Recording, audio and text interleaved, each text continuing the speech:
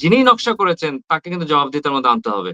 তিনি কি copy paste করে কি এখানে পার পাওয়ার সুযোগ আছে? এটা কি স্ট্রেট সেগমেন্ট, কার্ভ সেকশনে আপনার এই বেয়ারিং প্যাড আটকানোর জন্য আপনার নকশাগতভাবে যে আ এলিমেন্ট থাকার কথা ছিল সেটা যদি আপনি না দিয়ে থাকেন, তাহলে যে ঠিকাদার যে কাজ করেছে সে কিন্তু স্বপ্রণোদিত হয়ে এটা আটকানোর চেষ্টা করবে না। ঢাকা শহরে যেহেতু আমাদের সড়ক নেটওয়ার্ক সেটা অনেকটাই অপরিকল্পিত এবং আমরা যেহেতু সড়কের উপর মেট্রো রেল তৈরি করেছি, সড়কের যেমন বাঁকখালা কিছু কার্ভ আছে, তেমনি মেট্রো রেলের মধ্যেও কিন্তু কার্ভ কিন্তু তৈরি হয়ে গেছে। আপনি নিশ্চয়ই জানেন, এই পুরো যে করিডোরটি আছে মেট্রো রেল, উত্তরা থেকে মতিঝিল পর্যন্ত, এখানে প্রায় বড়, বড় ৩ টা এস শেপ কার্ভ আছে।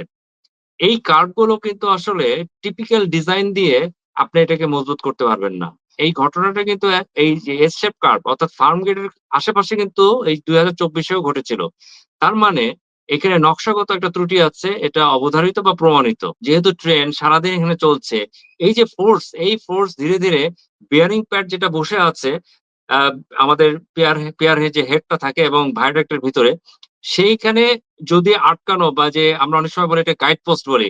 আটকানোর যদি কোনো মেকানিজম না থাকে, সেও কিন্তু ধীরে, ধীরে সরতে থাকবে। যেহেতু উপরে একটা ফোর্স কাজ করছে। যিনি নকশা করেছেন তাকে কিন্তু জবাবদিহিতার মধ্যে আনতে হবে।